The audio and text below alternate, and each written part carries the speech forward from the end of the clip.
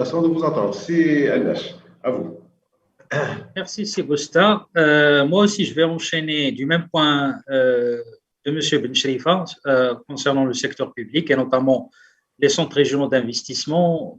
Dans notre cas, le centre régional d'investissement de la région de Tanger, Tétouan, Lucima en tant qu'établissement public.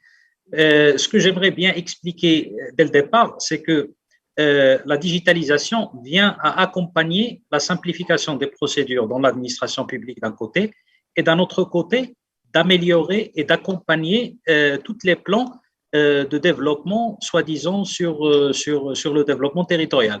Parce qu'avant la nouvelle loi des régions de 2016, la régionalisation au niveau du Maroc était dans un processus non mature. Donc il y avait tout un débat sur comment aller de ce qu'on appelle l'aménagement du territoire vers le développement territorial. C'est-à-dire, au lieu d'avoir, soi-disant, un plan effectué au niveau d'une administration qu'on va appliquer à un territoire, au lieu d'avoir ça, on va y avoir un développement territorial en bonne et due forme en impliquant tous les acteurs et toutes les parties prenantes.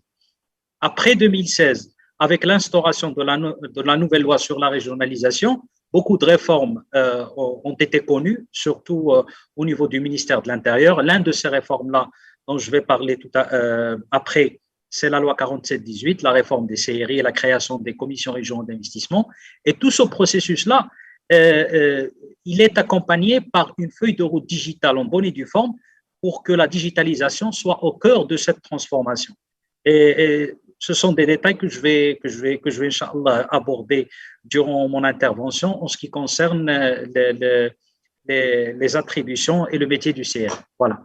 CDG, on va passer directement au public, au CRI, qui est bon, le CRI, les centres régionaux d'investissement, on va pas en faire la définition, mais les acteurs majeurs de l'investissement, de la promotion au niveau des territoires, de l'investissement au niveau des territoires. Alors, vous êtes directement en charge de la digitalisation et de la simplification des procédures au sein du CRI d'Angers. C'est que vous en êtes arrivé quoi? Où ça? Excusez-moi, vous êtes arrivé où? En quoi? Et exactement au niveau du CRI d'Angers en matière de digitalisation. Merci, Sébastien.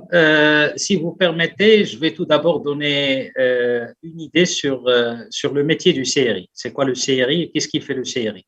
Pour enchaîner avec le processus de digitalisation. Une définition vraiment très large. Non. Ça sera très bref, mais juste pour clarifier certains points. Donc, les CRI ont été créés en 2002, suite à une lettre royale de Sa Majesté le Roi, Monsieur le Premier ministre à l'époque. C'était pour rentrer dans la logique de guichet unique. Parce qu'à l'époque, pour créer une société ou pour développer un projet d'investissement, il fallait visiter pas mal d'administrations publiques, parfois au niveau central, au niveau de Rabat, pour concrétiser un projet très simple. Juste pour la création d'entreprise, il faut faire le tour sur pas mal d'administrations pour avoir finalement votre registre de commerce. Donc déjà en 2002, la lettre royale était très claire, c'était de rentrer dans la notion de guichet unique.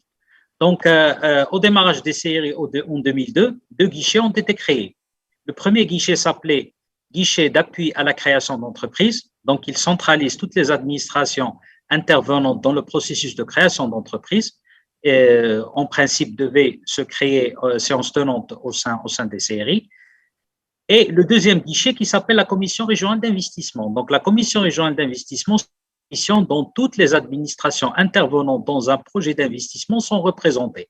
C'est-à-dire, par exemple, si un investisseur veut se bénéficier d'un terrain du domaine privé de l'État pour construire un hôtel, soi-disant, donc toutes les intervenants, à savoir par exemple les domaines, le ministère de Finances ou le ministère de Tourisme ou le côté technique au niveau des agences urbaines ou des communes, doivent avoir un représentant dans la commission afin de débattre sur le projet pour statuer et avoir un PV et par la suite avoir l'arrêté définitif. Et donc, cette culture-là, ce qui a été fait, c'est d'avoir la délégation de signature à messieurs les walis, c'est-à-dire tous les pouvoirs détenus par les ministres d'un département concerné.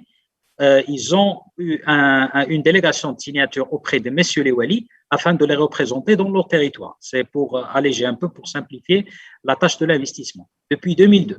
Mais ce qui s'est arrivé entre 2002 et 2019, c'est que cette commission-là n'avait pas une loi claire sur les attributions de la dite commission. Il y avait pas mal de commissions avec des différents noms, par exemple, comité régional d'impact sur l'environnement, commission provinciale de l'urbanisme, commission régionale de classement, commission de débit de boisson, multiplicité de commissions. Et la gestion de la dite commission n'avait pas une loi, il n'y avait pas un délai, il n'y avait pas la décision devait se faire à l'unanimité. Donc, même si le CRI a facilité la tâche de centraliser, soi-disant, le dossier d'investissement et la gestion des commissions, mais les dossiers d'investissement traînaient pendant longtemps et ça a créé un défi pour un grand problème au niveau des investisseurs. Donc, il y avait la nécessité d'avoir une réforme et j'arrive à 2019 avec la fameuse réforme avec la loi 47-18 relative à la transformation des centres régionaux d'investissement en établissements publics, parce qu'à l'époque, en 2002, c'était juste des segments, des services de l'État gérés d'une manière autonome. À partir de 2019, ils sont devenus des établissements publics à conseil d'administration et la création de ce qu'on appelle la Commission régionale unifiée d'investissement. Et cette commission-là, la CRUI, il a substitué l'ensemble des commissions qui existaient auparavant. Par exemple, le comité d'impact sur l'environnement, il ne s'appelle plus la commission d'impact sur l'environnement, il s'appelle procédure environnementale. Par exemple, la commission de classement d'exploitation d'un établissement touristique, il ne s'appelle plus commission, il s'appelle procédure. Donc, au lieu d'avoir une multiplicité de commissions, on a des procédures claires, nettes et précises qui se débattent au niveau de la commission régionale unifiée. Et cette commission régionale unifiée, il englobe l'ensemble des acteurs intervenant dans le dossier d'investissement et qui sont divisés en deux catégories principales. Ce qu'on appelle les membres permanents, il y en a 4. Il y a monsieur le Wali de région, monsieur le directeur général du CRI, monsieur le directeur général des services de la région, parce qu'à partir de 2016, avec la nouvelle loi des régions, parmi les attributions propres des régions, c'est le développement des investissements. Et il y a un représentant, un haut fonctionnaire, représentant de monsieur le Wali. Donc, 4 membres permanents. Et les membres non permanents, toutes les administrations régionales, les collectivités territoriales, ainsi que tout acteur intervenant dans un dossier d'investissement. Donc, cette réforme-là… Aujourd'hui, on dit en termes précis, aujourd'hui, vous en êtes où? C'est-à-dire, moi, je suis investisseur, j'arrive au CRI de Tanger, comment ça va se passer? Je vais vous expliquer. Vous allez rentrer à la plateforme. Je rentre directement sur le digital. Ah, je ne viens pas. Très bien. Ce processus de réforme, de transformation, soi-disant procédurale, cette loi-là, il est venu dès le départ avec une feuille de route digitale. C'est-à-dire, au lieu d'instaurer des procédures et puis après, on va penser à un outil pour les mettre en ligne, dès le départ, cette réforme, il a été conduite avec une feuille de route digitale développée par le ministère de l'Intérieur, avec la création de ce qu'on appelle la Digital Factory du ministère de l'Intérieur, que c'est un organisme qui se charge de développer les projets digitaux du ministère de l'Intérieur, et l'instauration et la mise en ligne de la première plateforme qui s'appelle CRI Invest, la version 1. C'est un MVP, c'est un Minimum Viable Product du premier coup, qui s'appelle le CRI Invest. Ce CRI Invest, cette plateforme-là, il avait comme but, et il a comme but toujours, c'est d'accompagner l'investisseur de bout en bout. Donc, au niveau des CRI, on a un interlocuteur unique qui s'appelle le SPOC, le Single Point of Contact. Donc, l'investisseur, il ne va pas parler aux différents départements ou aux différentes administrations, il va parler juste au SPOC. Le SPOC, c'est le front office. Le back office, c'est tous les services du CRI ainsi que les autres administrations. Et le processus, le workflow, s'effectue au niveau de la plateforme CRI Invest. Donc, on a commencé avec la digitalisation du parcours de bout en bout, c'est-à-dire dès le dépôt du dossier jusqu'à l'obtention de l'acte. Ça, c'était la version 1. On a amélioré cette version et on a introduit avec le confinement la signature digitale, parce que dans la première version, on avait juste le mode offline, c'est-à-dire on signe un PV, on le scanne et on le met dans la plateforme. Donc, on a introduit la signature digitale. On a introduit le recours parce que la loi maintenant permet à l'investisseur de recourir en première instance à l'amiable à M. Louali, et puis après au comité interministériel présidé par M. le chef de gouvernement.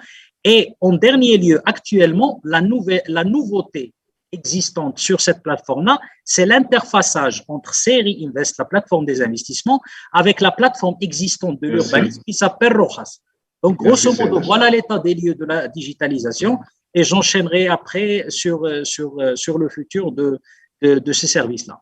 CDG, c'est Adil Allash, donc vous êtes pour l'investissement, pour favoriser pour la promotion et donc la facilitation et simplification des projets d'investissement. Est-ce que vous avez investi vous-même dans ces… Enfin, quelles sont les prochaines étapes que vous avez? Qu'est-ce que vous attendez encore de faire en matière de digitalisation pour simplifier encore plus? Et au-delà de la région d'Angers, de CMA, comment ça se passe au niveau des autres séries? Si vous pouvez nous en dire quelques mots. Comment ça se passe? À quel niveau d'avancement en matière de TD sont-ils arrivés? Comment voyez-vous les choses? Alors, déjà, comme j'ai expliqué dans ma première intervention, la feuille de route digitale appliquée aux CRI est conduite par le ministère de l'Intérieur à travers la Digital Factory. Donc, la plateforme actuelle Série Invest de la gestion des travaux de la Commission régionale unifiée d'investissement, il est dans l'étape d'interfaçage entre la plateforme d'investissement avec la plateforme de gestion urbanistique Rojas pour les autorisations de construction. Donc, cet interfaçage va s'élargir à d'autres plateformes déjà existantes dans d'autres administrations, à savoir par exemple la gestion du foncier, parce qu'il y a un grand problème, un grand challenge au niveau des CRI pour l'attractivité territoriale d'offrir un foncier à un prix raisonnable aux investisseurs pour s'installer. Donc ça, c'est un challenge. Donc cet interfaçage avec les autres plateformes déjà existantes, c'est un chantier qui est conduit actuellement et qui, Inch'Allah, ça va permettre, soi-disant, de simplifier cette tâche.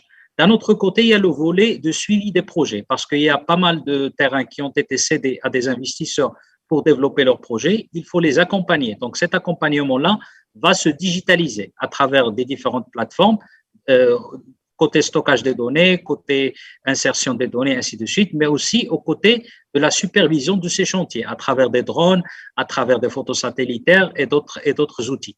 Ça, d'un côté. D'un autre côté, le vrai challenge qu'on a dans les territoires, c'est le facteur humain.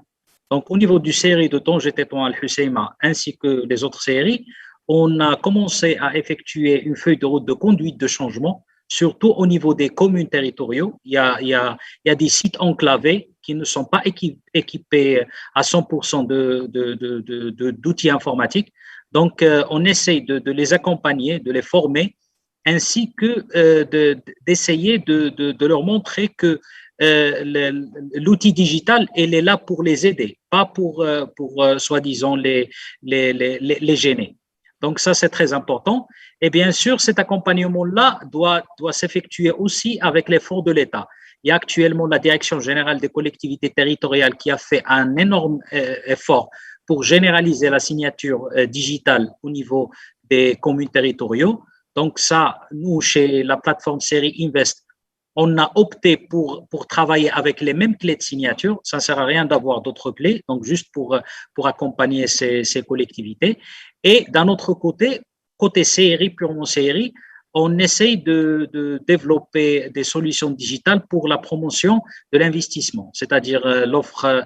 On parlait tout à l'heure de la data, on doit offrir la data qu'on a pour aider les investisseurs à travailler dans leur business plan, pour offrir un petit peu l'attractivité du territoire, montrer les plans qui sont déjà existants, à savoir le schéma régional d'aménagement du territoire, le programme de développement régional au niveau des régions, les plans d'aménagement. Donc, c'est essayer d'offrir toutes les informations possibles à travers des plateformes digitales dédiées à cet aspect-là pour accompagner l'investisseur. Mais déjà, je résume, la plateforme Série Invest permet de traiter un dossier d'investissement de bout en bout, dès l'idée du projet jusqu'au dépôt du dossier, jusqu'à l'instruction dans la commission régionale unifiée, la signature du PV, l'obtention de l'acte et aussi le suivi, constat de valorisation et quitus. Voilà grosso modo ce qu'on attend. Voilà. Et au niveau national, comment ça se passe? C'est ce que je viens de décrire, il existe pratiquement dans toutes les séries parce qu'il est piloté par le ministère de l'Intérieur. Donc, il y a la Digital Factory qui développe la solution digitale. Il y a la direction de la coordination des affaires économiques au niveau du ministère de l'Intérieur qui chapeaute un petit peu la coordination entre les CRI. Il y a le comité interministériel de pilotage présidé par monsieur le chef de gouvernement qui a comme mission d'évaluer les CRI et en même temps, au niveau de la simplification des procédures, une fois qu'une procédure concrète est simplifiée, il doit être adopté dans ce comité-là pour qu'il soit publié, parce que maintenant la loi relative à la simplification des procédures a rentré en vigueur. Donc chez nous, en tant qu'établissement régional, donc on est piloté, comme je disais, au niveau du ministère de l'Intérieur, mais si on a une procédure qui est propre à un territoire, par exemple, une commission, je dirais, provinciale spécifique sur un projet, donc s'il y a une amélioration au niveau de cette procédure-là, on opte pour le cahier de charge dédié à la simplification des procédures au niveau du portail dédié à cette tâche-là. Voilà. D'accord. Je posais la question parce qu'on sait que sur 55 à 60% pratiquement du PIB national est assuré par 3 régions. Je me demandais s'il y avait exactement les mêmes traitements pour les différents CRI, sachant qu'il y a certaines régions qui sont en sous-activité, on va dire, d'autres régions qui sont en suractivité. Je parle par exemple de la région de Casa, celle où vous êtes à Tanger, que donc il aurait peut-être été possible d'avoir des fonctionnements différents, mais vous me dites que c'est linéaire, que c'est partout pareil. Ce que j'ai expliqué, c'est au niveau du traitement de l'investissement, c'est-à-dire le rôle des CRI. Mais si on parle au niveau de développement régional, là, il y a si vous vous rappelez bien, en 2016, avec la loi des régions, il y avait un accompagnement des régions défavorisées à travers la création du fonds de solidarité entre régions. Oui. Exactement. Donc, il y a tout un effort qui est conduit par le gouvernement afin d'améliorer ces conditions-là.